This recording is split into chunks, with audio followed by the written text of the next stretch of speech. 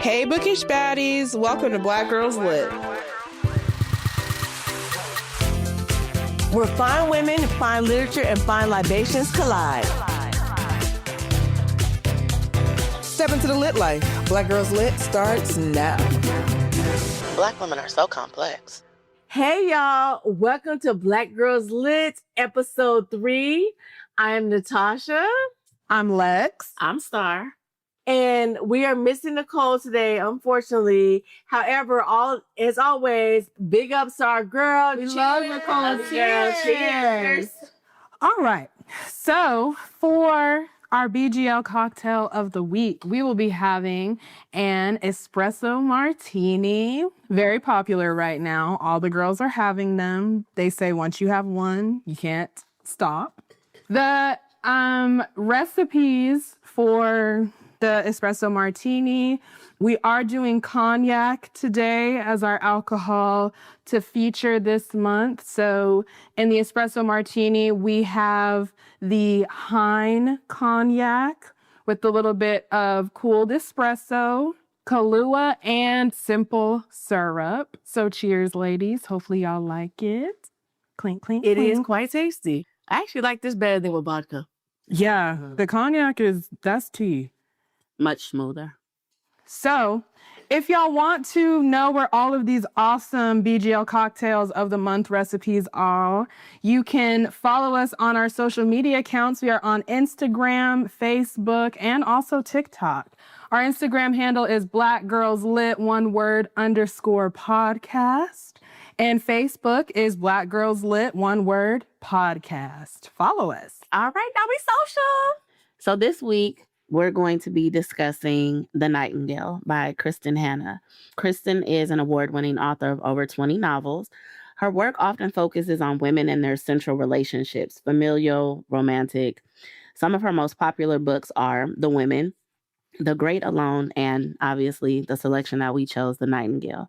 The Nightingale is a story that takes place during World War II and delves into the lives of two sisters. Kristin explores how each sister approaches war, love, and life differently. And boy, are they different. Really? Okay. Of course, all the time, we got to start with our book ratings. Mm-hmm. As you know, we do cheers if we love it. Sip if it's okay. We enjoyed it. Babysit if it was a struggle to get through, but you did get through it. And then send it back. If it was just send it back. Like, please send it back.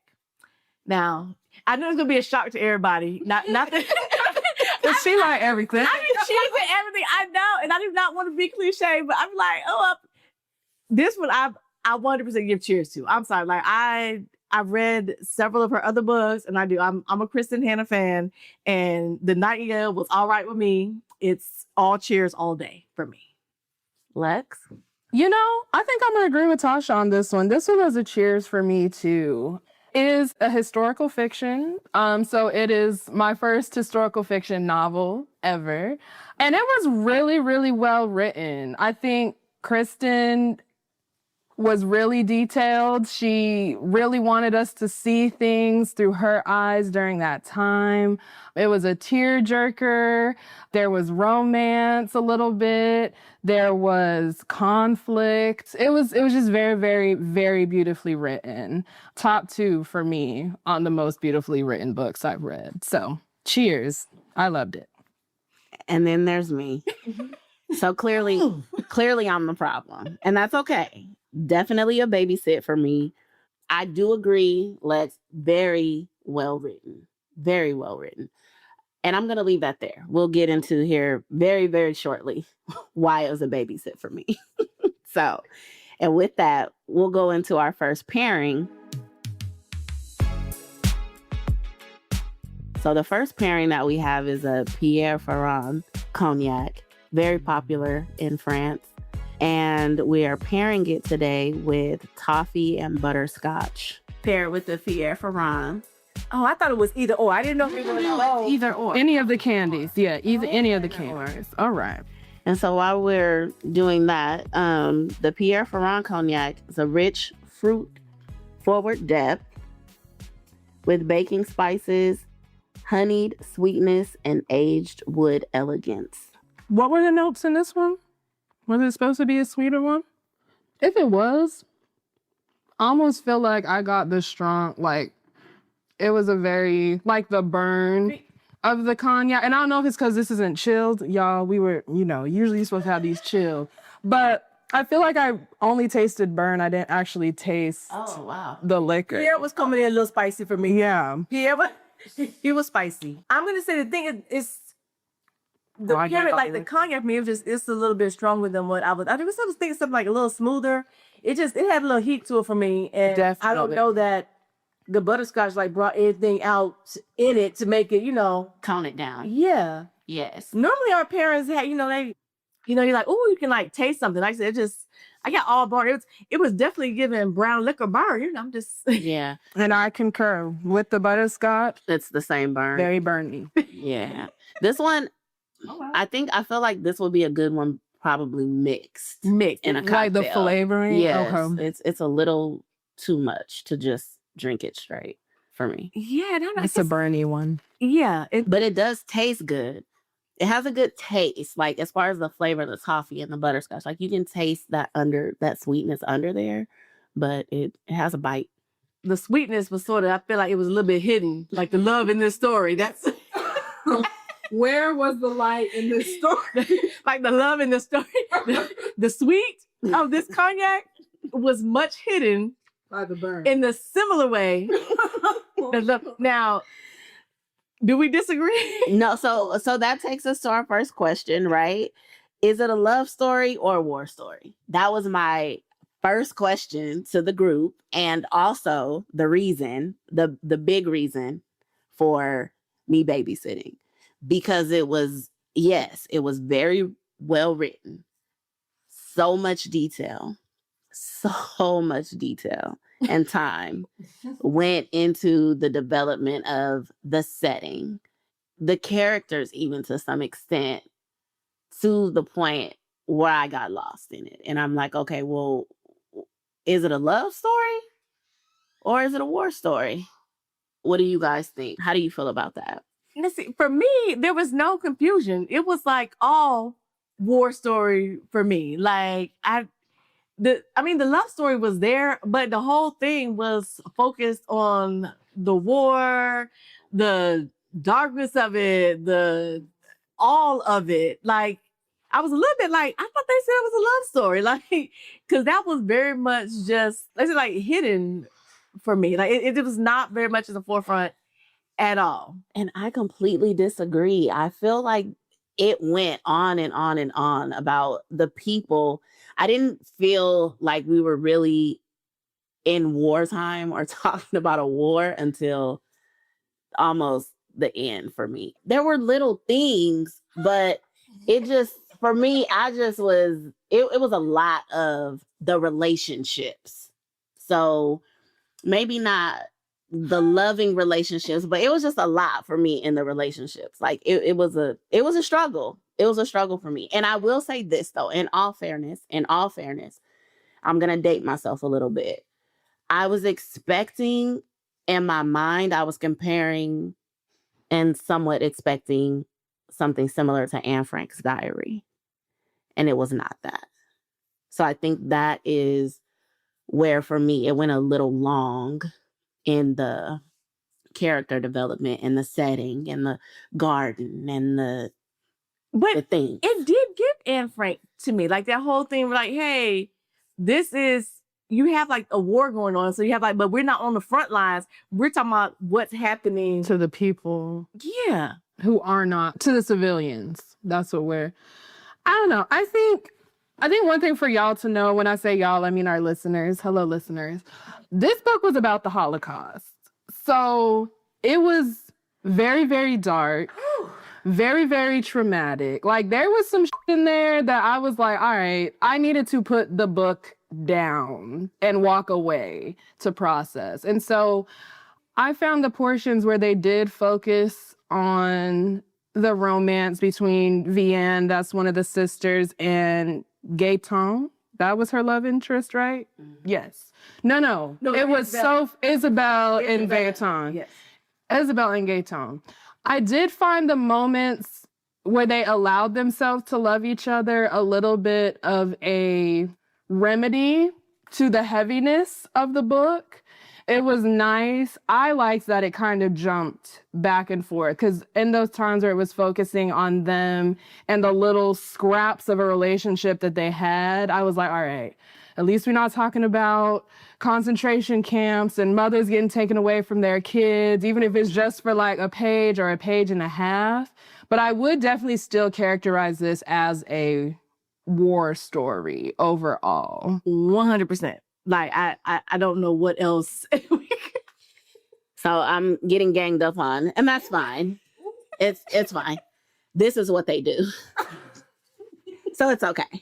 But I did, in fairness, I did start off by saying clearly I'm the problem. And it was a great book.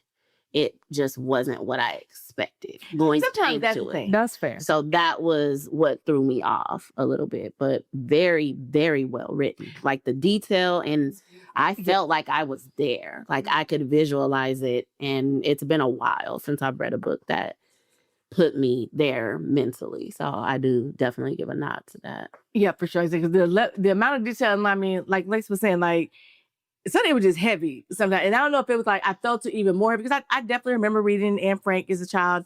You know what I mean? And that definitely, it moved me too. And I don't know if it's because, like I say, this just felt very much almost like of the times now, with wars going on and stuff. It was a lot. And it was, I was like, you could like visualize like what's happening to these people and like the slow, like unraveling of civilization. It was a lot. Like, and that's why I was like, I didn't even know when they had time to fall in love, because that just would not be where my mind. I'm like, we trying to survive. Love you, kiss you, like what? I'm just trying to live. When was the last time we took bath? What? Like, where's the I cannot. And again, that is probably where it seemed like it was a lot for me. Like it was a little too much love story for me, because it was extremely unrealistic. And I know people cope, when you're in traumatic situations, you figure out how to cope and have a certain level of realness or normalcy, right? But not that. But no. So, anywho. Okay. So for our next sip of cognac, we were trying to make our way through this book, is H Behind.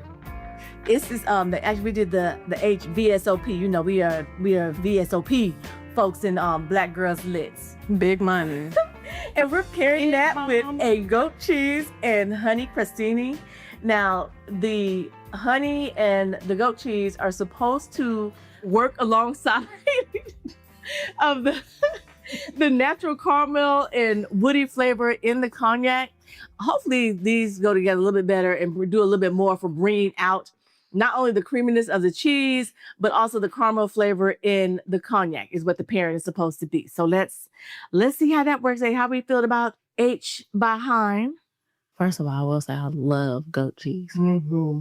Anybody that's never had it, you should absolutely try it. You know what? I almost feel like the cheese, this one doesn't burn like the last one. I don't know if it's just the alcohol or if it's the cheese, but it's definitely much more muted.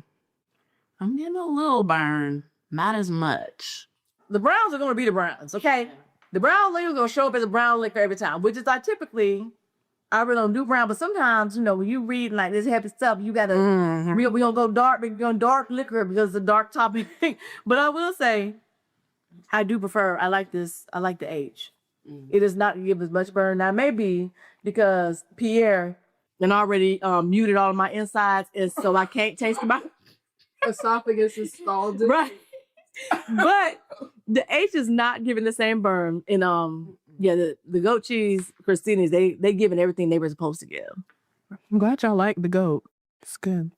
That was a cute pairing. Okay, so the sisters, without giving too much away, the sisters, they definitely approach the war and the situation very differently. They're two clearly different people. I mean, not only do they have they were like 10 years apart, like one married, one single, but they approached it very different. I'm Team BN straight up all day, every day. I know that she made some questionable choices. know she did some questionable things, but being like a wife, a mom, and sort of like I said, just relating to her in a lot of ways, somebody who got married young, who is able to depend a lot on their husband. I feel like I was able to relate to her more, and I could understand a lot of the choices and decisions she made. So I do feel like I'm Team VN. I just feel like Isabel, I understand things she did. I understand some of the stuff she did, but I also feel like she was like mad reckless. Like, She was. I'm torn because true, VN, right? There's the mother in me.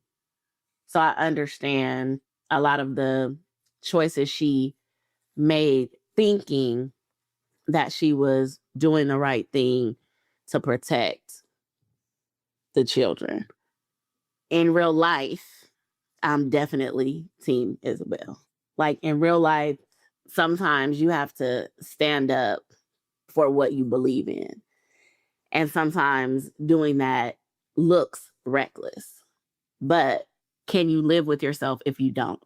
And I think for Isabel, that was her thing and who she was. She was really a rebel at heart, right? And that goes back to how the parts where they had to deal with their upbringing and that process and how they dealt with that differently, the loss and then their father kind of not being there. VN had someone to go to and help her through that. So 100%. And Isabel didn't. So I think that created that rebellious spirit in her. Mm-hmm. So in her mind, it was, she had this fight in her that had to come out. It had to, because it's who she was, right? And she was never gonna go along to get along. Yeah, she was never. There was no part of her that is go along to get along. There is nothing in her that would even allow that to be her.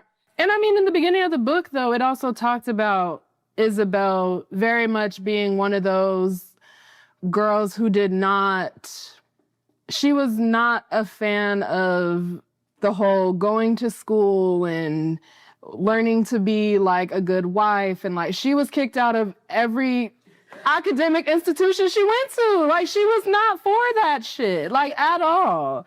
I think to your point, Star, like, yeah, their upbringings, I think definitely played a role in how they viewed like what was going on at the time. And also, I think some of it is just personality. Some people, they're a little more meek and they're a little more like, okay, but let me try to, soothe everybody and let me please everybody. And then you have some people that just, they here for the rah-rah all the time, all day, every day. Like, what? Ready to go. Did she look at me? No, girl, she look at you. Like, what? Yeah. I mean, And I think, honestly, personally, for me, that's probably why I can relate, because there may have been a time or not. Or not. Allegedly, possibly. I'm just saying. Nobody knows. Right. Yeah. There's somebody watching me now. Like, I'm an example to someone now. So I have to be a little bit more mindful of how I move and how I react to certain things. But I'm not always the voice of reason. And that's okay. Yeah, like, I'm not always the voice of reason. In certain relationships, in certain settings, I can be and definitely am. But there's two sides to every coin. But that's in the world, in every friend group needs all of them. We all need somebody that's gonna be like, hey, be the voice of reason. And we also need somebody to be like, man, did you see us? You ain't see us? You ain't. I mean, are you gonna come get our check or not? Like, what? Yeah. Oh, she don't want to get paid today, y'all. Like, we all today. We need a bag. The world in every friend group needs all of the different characters to keep it moving. Like, especially, I mean, me, because I do tend to be like a little bit more on the quiet side. I think, I'm like, I'm chill. I appreciate all my rah-rah friends. I'm like, and I appreciate them making sure that ain't nobody out in the world messing with us when we out here in these ATL streets. Right. And the thing is, it can't be too many rah-rahs at the time. No. There always has to be a balance. One. Yeah, really, like, you so just like need one. in any group, you only need one rah-rah. Like, everybody else has to be the voice of reason. Like, you can't, so it's a real delicate balance for sure. But yes, Isabel, that's my girl. If I have to choose one or the other, I'm gonna ride with Isabel. But this is the thing. Don't you think though that because it was just her, and I mean, not that, okay, No, I mean, not she. I mean, she does have family and stuff, but not having kids, or even, I mean, in a husband or whatever, there is like a certain level. You don't have to think about somebody else. So when you are moving in the world, when you have to put your children first, you have to make decisions. It may not be a decision you want to make. I mean, we look at some of the things that Bien had to go through. Them definitely would not have been her first choice. But if it's me or my kid, But we don't know that. I don't. you feel like she could have brought a little more thug to the game. Like, Yes. there were I feel opportunities like for a little more I thug. feel Okay. like there are some things that children are not. She would have made Those choices. passive choices. Right. And I mean, I think what both of y'all are alluding to is at the end of the day, if we're just going to say it blank, Vienne had a lot more to lose than Isabel did. This is true. Because Isabel, I mean, for all intents and purposes, she was abandoned. Mm-hmm. And they talked about that at the book. They talked about how their dad was messed up by the war and wasn't there, and how their mom had passed, and how Vienne had just kind of left and got married at a very young age. And, so she was abandoned. And so I think that gives her the freedom to do a little more than Vienne could do. And I think that that's definitely worth something. However, I think I'm also leaning a little bit more towards Isabel, but I don't want to invalidate Vienne's experience, because I do think that she was in a very tough position of like, how do you still keep what's remaining of your children's innocence while also trying to keep them safe, and they're seeing crazy stuff outside. And so like, what do you do to keep the home safe while also doing what you need to do outside? That makes all the sense in the world, and I agree with that. Here's my kind of final take on that in perspective. She thought that she was sheltering her daughter and protecting her from something and keeping her from something. But there's a point in the book where her daughter has to kind of let her know, like, I understand. I understand. I've been understanding. I see what's going on, and kind of questioning and asking questions, because she had been there the whole time. Yeah. So she had been seeing all the things and experiencing them. And I think from that perspective, real world perspective, we can only shelter our children from so much. There's a point where are we sheltering them, or are we conditioning them to be okay with certain things and behaviors and treatments? You see what I'm saying? So that's where it was like, well, you thought, or you made these decisions and choices to protect or shelter, but in the end, you didn't shelter her. Because she saw it. She saw it all. Yeah. Like, she saw it all. She had questions. And because there wasn't this open dialogue, there was the potential for some resentment. 100%. Right? And she ended up having to, they ended up having to kind of come to an understanding about the whys and different things. But I'll leave that there. I won't get too deep into the things. But no, and I think for sure. And I think the last thing I'll say about Vienne, because I don't know about y'all, I definitely wanted to strangle her at the beginning, only because I really did think she was aloof. I think at the very beginning, I really do think that she should have listened to her sister Isabel a little bit more, because I feel like at that time when things were starting, Isabel was kind of at least trying to get her to prepare for what was happening. In Vienne, it almost seemed like she was like, just had blinders on. It was like, nope, it's nowhere near us. We're good. I don't have to hide my jewelry. I don't have to get this bunker ready. I don't have to do any of this. And Isabel is like, girl, do you not understand? Like, Hitler's at our back door. Like, he's coming for us. Like, he is coming for our friends. He's coming for our family. We need to protect ourselves. And that was one thing that I stood heavy with Isabel with, because I still believe that if Vienne had listened to her at the beginning, it would have got bad. It would have got nasty. It would have got gnarly, because that's how that time was. But I do feel like they would have been a little more prepared for what was coming their way. Well, I will say a thing about Vienne is, I don't even say that she was aloof. The thing is, she had always been taken care of. So when her father was no longer able to take care of her, then she met the husband, and the husband was taking care of her. And then she also had the best friend that was kind of like, hey, you know, she just always been taken care of. So what she was doing was like, oh, no. All I got to do is keep it together till my man come home. Now, when my man come home, oh, this going to be okay. And I also think that no one anticipates how long war is going to be. Mm-hmm. So it's like, hey, let me just keep everything together for a little bit. He done went off to fight. He'll be back here. He'll be back home directly. And my grandparents, he'll be back home directly. Don't worry about it. And so there was no part of her that saw herself being in that situation, having to make decisions like this and all that stuff for years. There was no way that it was just inconceivable. She could not even, there was no part of her that even, there was nothing. And I think that sometimes we don't realize, one, how long wars can last. And also, like I said, what it means like to continue to like live in that. And then I think you don't realize like what sacrifices you're gonna have to make. And just like, you know, it was very tough, but especially on someone who had never happened to really take care of themselves. Whereas Isabel, she'd been out here taking care of herself from jump. She's like, oh, as soon as she realized that Pops had checked out, sister she wasn't really gonna be able to depend on her, mom was gone, she was like, okay, well, because I mean, even not even the schools that she got kicked out of, it was ones that she ran away from as a young child. She was like, wait a minute, she was a preteen, she jumping on trains to get back home. Like, it's not working. She was different. She was. Yeah, when she made that trek, the first one, the initial one, I said, oh, girl, I would have been like, I'm going to be right here.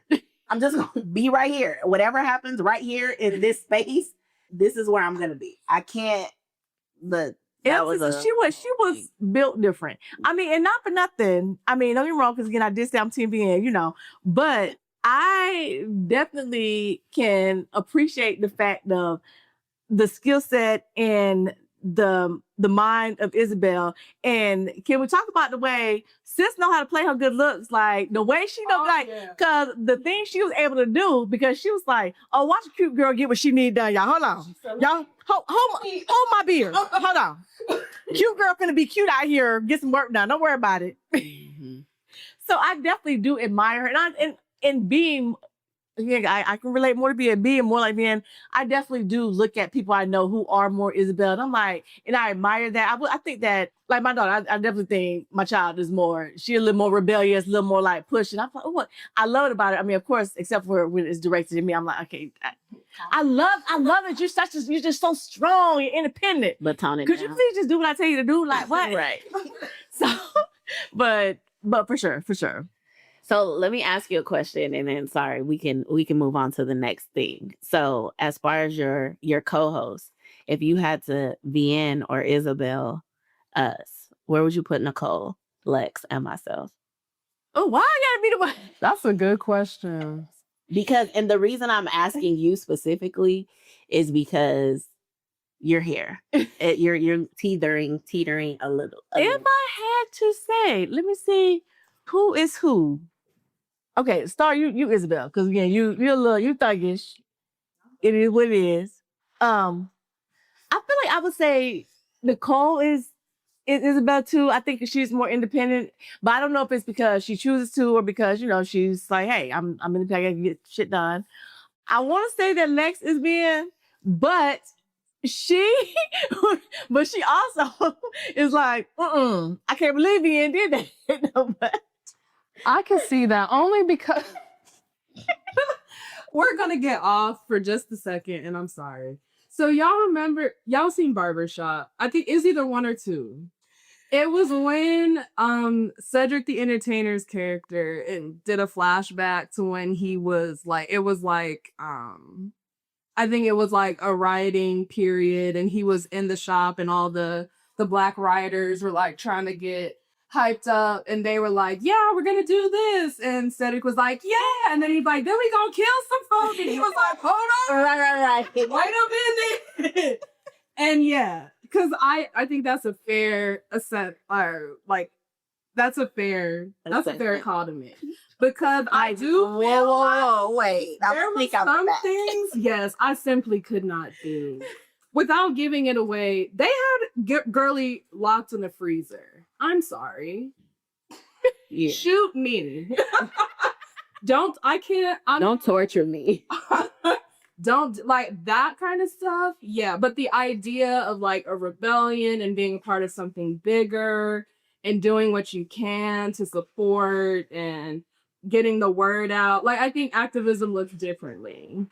And so that Isabella's form of activism would not be my form, but I do think something needed to be done. And I can relate to that part of Isabel. Like, we're not just going to let things go to shit just because this is what we're living in. Like, no, if I can do better, I'm going to see what I can do to help.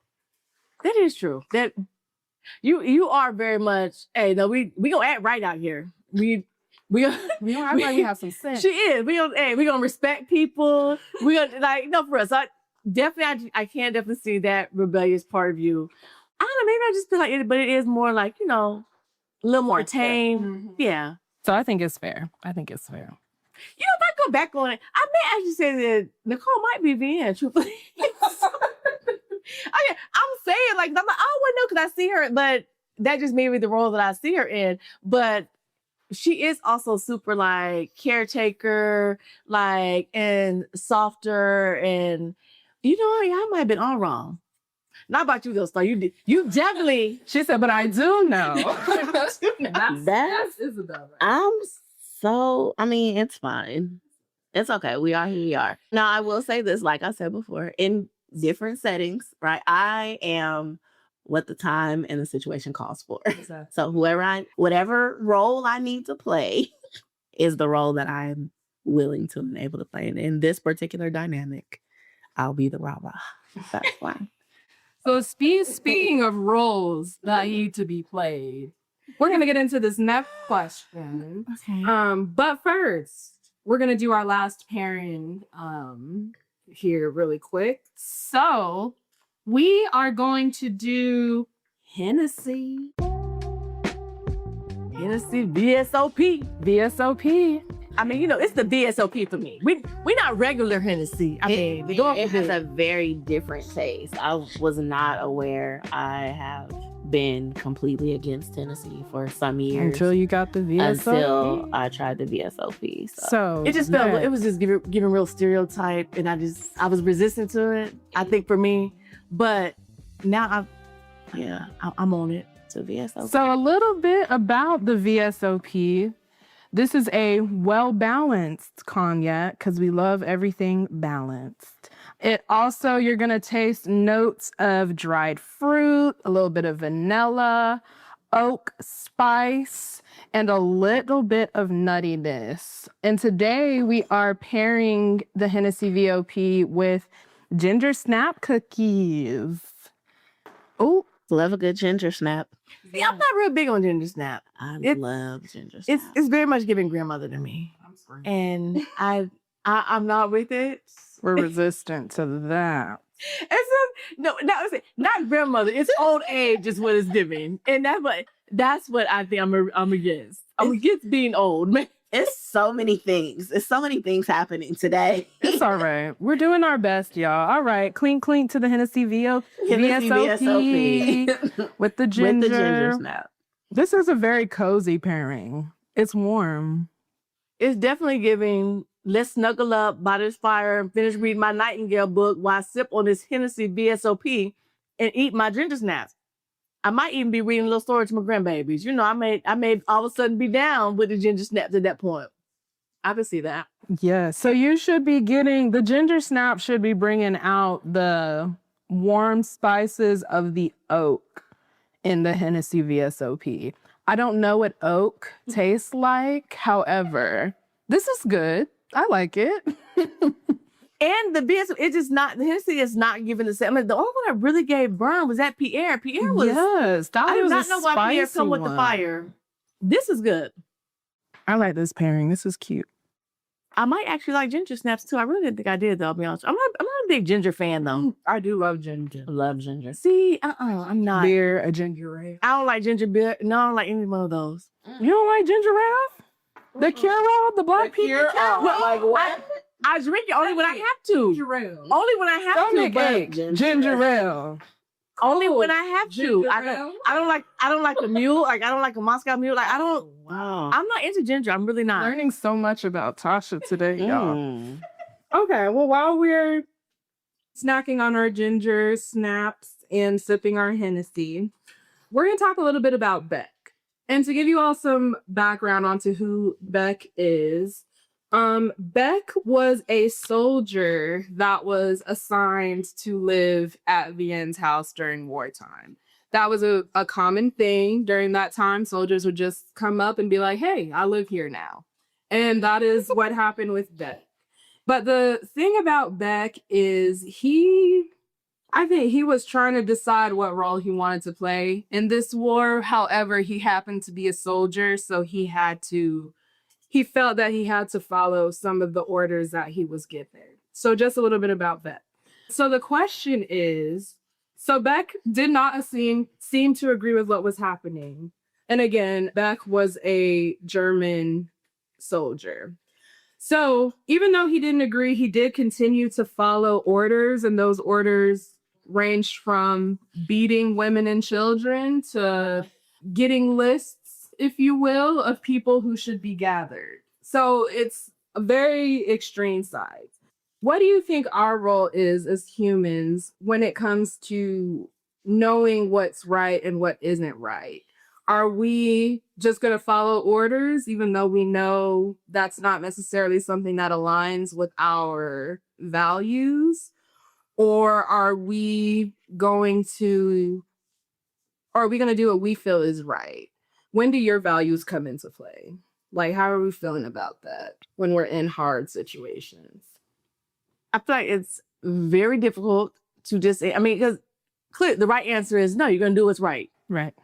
But when it's like, I think what happens is it comes down to, well, your family or my family. And then it starts to get like a little sketchier and you start to get scared. And I think you start moving a little bit differently, which is, that's unfortunate. That shouldn't be the way it is. But you're going to have natural human instincts of protection. You know what I mean? So the answer is no, you know something is wrong. You better do what's right. Hey, you can't be out here just watching somebody getting hauled away that getting hauled and you don't step in and say something.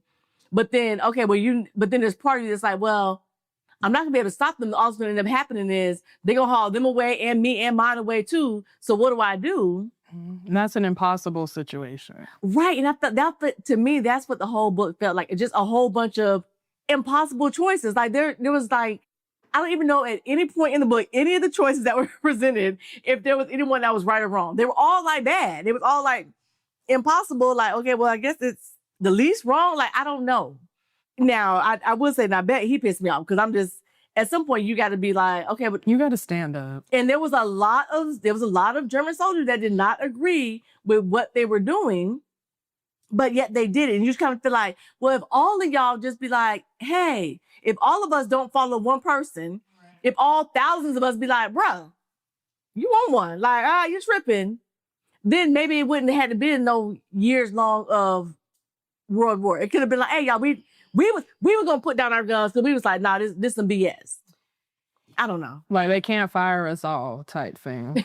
It's easier said than done, right? That's all, because that's always the narrative, time after time after time, from the Holocaust and this war to the civil rights movement to the NFL boycotts and things like that, right? It's always the one day Target, Amazon boycotts, whatever it is. It's always there's strength in numbers. We know there's strength in numbers, but who's gonna go first? Mm-hmm.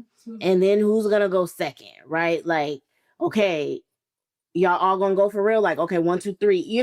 There's that whole dynamic of like, well, y'all said this is what we gonna do, but I really don't know y'all, so I really don't trust you to do the things, right, that we said we're gonna do. So then everybody ends up waiting for somebody else And it's like, well, I was waiting on, like, come on. Right. No, So- not for nothing. The 100 Men versus Gorilla, ain't that the thing that's Are we all looking like the Spider-Man? I can't even be overly involved with social media. So by expand, I'm just like, I can't. okay. But here's the other part too, that with Beck, there's Beck as the person, the man, the husband, the father. And we saw that. Mhm. And he showed his compassion and he showed, his human nature and his caring. But we have to remember he was a soldier. And that's the same thing when you think about what the armed forces is even today and what the military is today. Like, you sign on the line. Like, when you sign on that dotted line, your personal values and morals, like, you sign up to be a soldier. That means you sign up to do what you're told to do when you're told to do it. You don't sign that dotted line. Like, you don't go and sit down with the recruiter and they say, so, hey, we know that you're interested in this and there's a lot of benefits. And if we ask you to do this, we're going to be okay if that doesn't align with your personal values and morals. You'll have the option to say, no, I don't agree with that. I don't want to do that. Like, that's not the nature of the military, the armed forces, being a soldier. That's not what it is. You sign up and hopefully you're not in wartime, but if you are, guess what? Nobody's asking your opinion like, hey, so we're about to have to go clear out this town and round up these mothers and children because the men are gone. So there's no men because we've already sent them off. But we're about to go round up these women and children. You good with that? Or do you need to sit this one out? You know what I'm saying? It's not that. So unfortunately, I think for him, it was that. And we got to see that duality that I signed up to do this. So this is the thing I have to do, because if he didn't, then it was, his life is on the line. But I got a wife and a child that I'm trying to make it back home to after this is all over as well. So if it's me or you, it's you. You see what I'm saying? And that's just that's human, but that's human nature. That's real. That's right. That's real. And war is hard. Like, war is harsh. Like, there's nothing pretty and cute about war. That's why I was so irritated about the intertwining of the love story. Like, come on. I can't process that. I can't see that, But I do commend him for the moments where he was compassionate, because he didn't have to be. And that was, I think, in those moments where we got to see who he really was. And then the contradiction, of course, was when he got called to the carpet and it was like, oh, you might be a part of the problem. Like, how did this happen on your watch? Now everybody's coming down on him. He made compassion out the window. Facts. Right? Because now it's not a hypothetical now. Now we're down at the wire and it's either I produce this person or they're coming for me. So at that point, he wasn't trying to hear nothing VN was saying. He wasn't believing nothing. Like, I'll air all this shit out. Like, I'm clear all this out. Move that, move this, move that. Like, nah, you compassion over, right? Because now I can't choose you over me and the family that I have waiting for me. I don't think there's any real question. Like, it sounds good and it's the right thing to say, like, oh, I'm always going to do what's right because right is right and wrong is wrong. But really, when it comes down to it, that human nature to survive, like, kicks in, and you never know what choices. Right. And that's why I think that sometimes people, they just like, yo, we at war. Or, I mean, I think that they don't understand exactly what that means, what that look like, especially if it's at your front door. Mm-hmm. If your kid's going to school, your kid's trying to go to church, and mom dropped at church. Your kid in the hospital because, hey, they got an infection. They got to have a tonsillectomy today.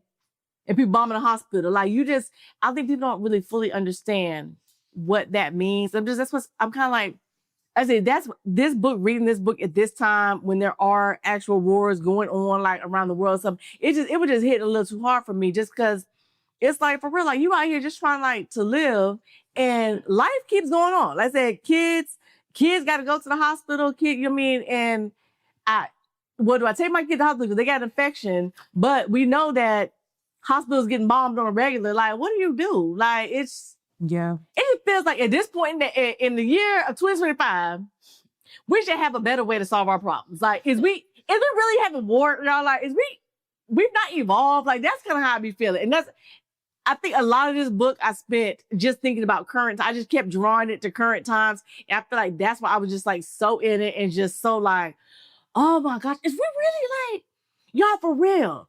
There's no better way to solve problems. Well, it's a difference, and I already think I'm on the list, so I'm definitely not going to go too far down this rabbit hole. But from a historical fiction standpoint, here we go. This particular war, right, that this story references, and other wars are about different things. So you have religious wars, and then you have this, I don't know what this particular war was about, right? There was someone that was in power and just got a lot of other individuals to believe in their belief system, right? And act out the things that this person was wishing. But present day, it tends to be more about resources than actual conflict, or even, ideology or anything like that. Like, so I think there's something to be said about that. When you say, is this the only way that we have to solve our problems? I think we have to take a step back and look at what's the actual problem. Because sometimes, in recent times, the actual problem is that we want what you have. And what do you mean? No, I can't have it.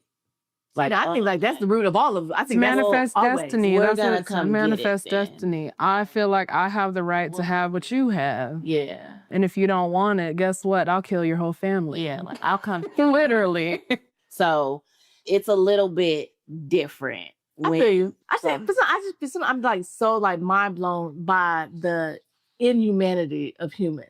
Because again, I just don't know how you could look at another life and just treat them like they are not a child of God.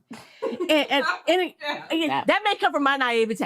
I'm right here like, I be seeing everything through my little rose tinted glasses, and so I'd be real baffled by human behavior sometimes. Like, but for real? For sure. Like, for real? Like this what we doing? What they're doing? Yeah. Do bad humans exist? Yes. Yes. Bad humans exist. You're right. Yeah. You're right. Yeah. So. Well, yeah. But y'all got to read the book. We only barely skimmed the surface. Yeah. It is a must read for sure. Yeah. And even with the babysitting, it is definitely a must read. It is a must read. But I will say it's a one-time, well, for me, it's a one-time read because I won't be picking that book up again. No, it was too much. It was too much. I won't be picking it up again. Yeah. One was enough. One love. Okay. What I will pick up again is that Hennessy VSOP. That might be in some regular summer rotation. I will pick that VSOP, that Hennessy. We may be all right. I'm gonna say my favorite pairing was the Hein with the goat cheese. That was mine. But was it the Hein or was it the goat cheese that got you? It was probably the goat cheese that got me. Can't go wrong with because you can't go wrong with. And then it was the little honey drizzle on there. She made it look cute. If you guys could see the little plate, Lex hooked it up with like Kristin with the goat cheese with like the little decorative little honey swirled on it. She did her thing. It looks very pleasing. Yes. So thanks, y'all. Sometimes we start eating with our eyes. So maybe that you looked at it was like, oh yeah, this is it. Yeah. But it's for smoothness factor, the VSOP. I mean, I could give or take the ginger snap cookies. I mean, I just give me a little bit of the Hennessy VSOP. And put me a couple rocks in there with a little lime squeeze. That's hilarious. Tosh gonna be all right. Yeah, I think we can do something with that, Pierre. We're just gonna have to mix it. Yeah, we have to. We had to tone it down. Up. Pierre, we're gonna have to tone him down. Yeah. But For sure. okay, all right. Well, as usual, we're going to leave you with our outro, and this week we're going to do a quote from the book, and we're going to actually close with the narrator's opening statement, and that is, if I have learned anything in this long life of mine, it is, in love, we find out who we want to be. In war, we find out who we are. Cheers, lady. Cheers. Until next time, ladies. Clink, clink, clink. And next time we'll be reviewing Wish You Had Told Me by Zina Patel. So, see you around the bookstalls. All right, then. Before we leave, though, I'm going to plug our social medias one more time. If you're not following us, follow us. Instagram, Black Girls Lit, one word, _podcast. Facebook, Black Girls Lit, one word, podcast. You will also find us on Spotify and Apple Podcasts. Right. If for no other reason than to get this espresso martini recipe, because, baby, It's the winner, for sure. Thank you for listening to the Black Girls Lit podcast. Join us for our next pour and our next page, Wish You Had Told Me by Zina Patel.